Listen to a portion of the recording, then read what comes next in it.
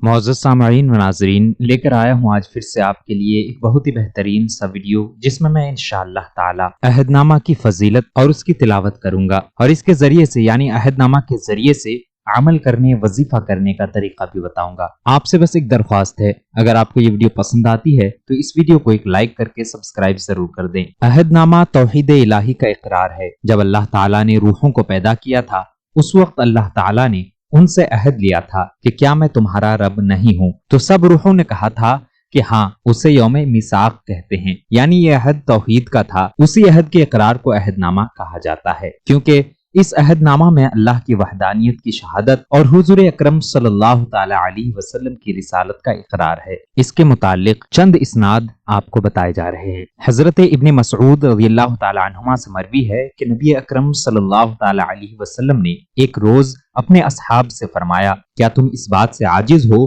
کہ صبح و شام اللہ تعالیٰ سے عہد کر لیا کرو؟ صحابہ کرام نے عرض کیا، کیسے؟ فرمایا، جو ہر صبح و شام اس عہد نامہ کو پڑھے گا، ایک فرشتہ اس پر مہر لگا کر عرش معلہ کے نیچے رکھ دے گا، اور بروز قیامت منادی ندا کرے گا، وہ لوگ کہاں ہیں جن کے لیے اللہ کے پاس عہد ہے، تو وہ جنت میں داخل ہوں گے۔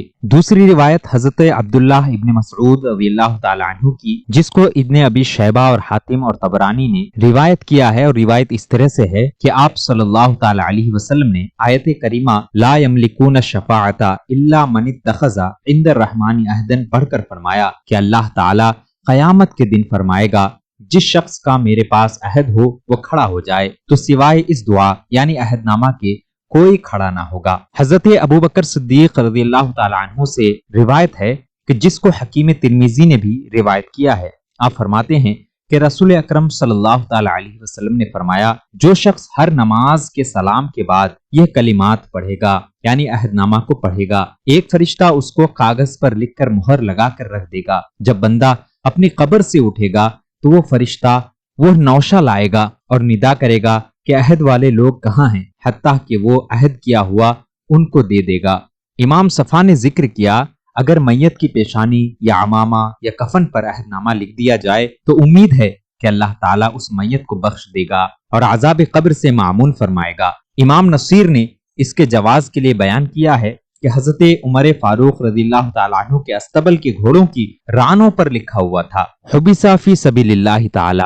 ایسے ہی شاہ ولی اللہ رحمت اللہ علیہ نے قول الجمیل میں درد ذہ کے دفی کے لیے آیت کریمہ وَأَلْقَتْ مَا فِيهَا وَتَخَلَّتْ کو لکھ کر عورت کی ران پر باندھنے کو تحریر فرمایا۔ ابن حجر رحمت اللہ علیہ نے اپنے فتاوی میں عہد نامہ لکھنے کے جواز میں فتویٰ دیا اور فرمایا کہ اس دعا کے لیے اصل ہے۔ ان تمام روایتوں کو بتانے کا اصل مقصد یہ ہے کہ عہد نامہ ایک بہت ہی زیادہ مجرب، پاورفل دعا ہے، جس کے ذریعے سے آپ دنیا میں تو خیر پائیں گے ہی، اور آخرت میں بھی آپ کے لیے بھلائی ہی بھلائی ہوگی۔ یہاں تک تو میں نے عہد نامہ کی جو فضیلتیں تھیں وہ بیان کر دی، ایک اور فضیلت سن لیں۔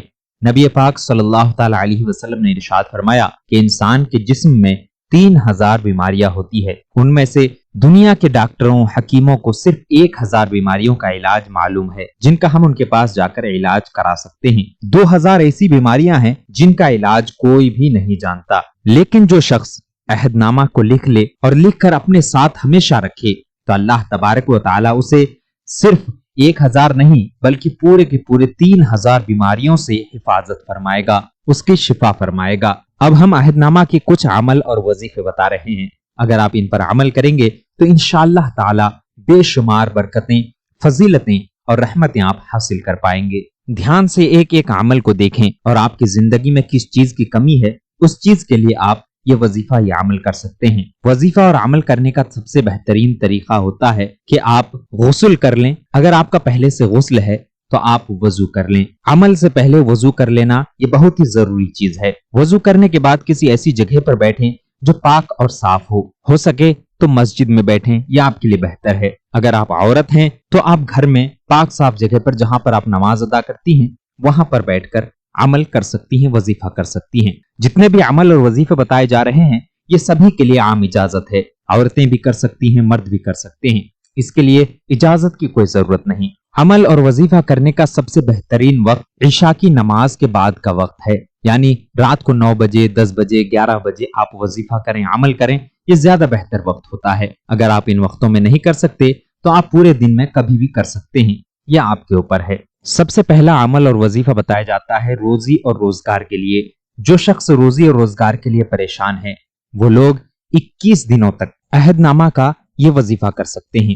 وظیفہ کرنے کا طریقہ یہ ہے کہ سب سے پہلے آپ پاک صاف جگہ پر بیٹھنے کے بعد 11 مرتبہ درود پاک پڑھیں۔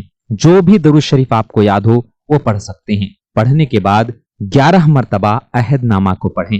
عہد نامہ کی تلاوت انشاءاللہ تعالی آخر میں کی جائے گی۔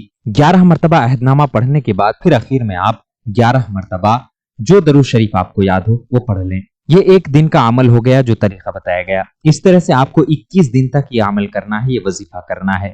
آخری دن اللہ تعالیٰ سے دعا کرنی ہے۔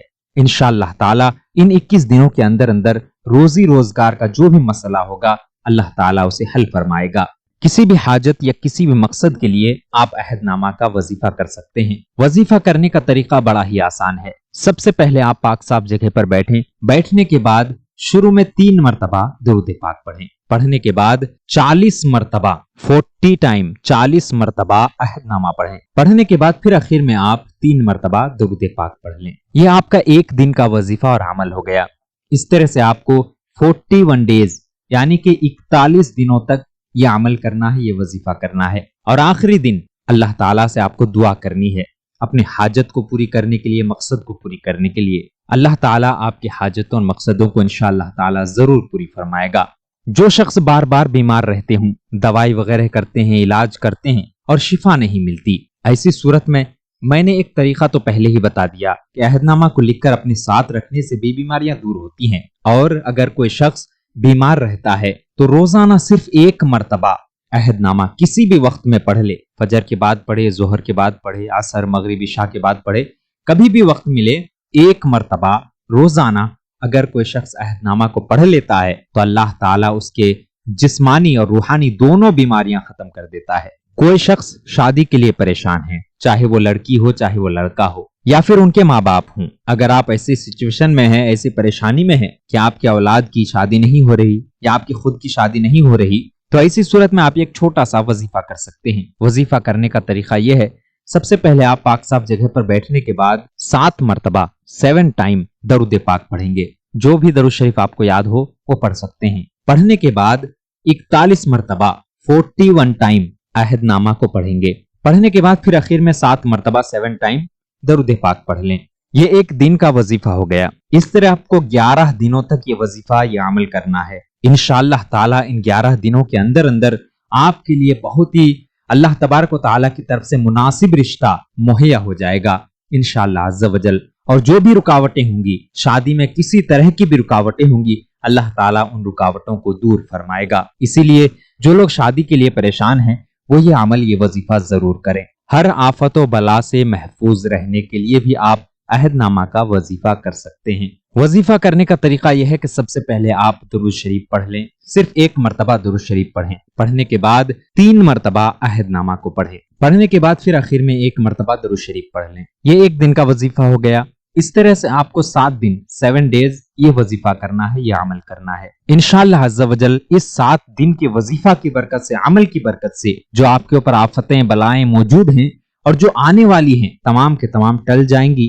آپ کے لیے آسانیاں پیدا ہو جائیں گی، ہر مشکلات اور آفت و بلیات آپ سے دور ہو جائیں گی اور آپ اللہ تعالیٰ کے ایک شکر گزار بندوں میں سے بن جائیں گے انشاءاللہ عز و جل۔ تو یہ تھی کچھ عہد نامہ کی فضیلتیں اور کچھ اعمال اور وظیفے، جسے اگر آپ کرتے ہیں تو یقیناً آپ کی زندگی آسان ہو جائے گی۔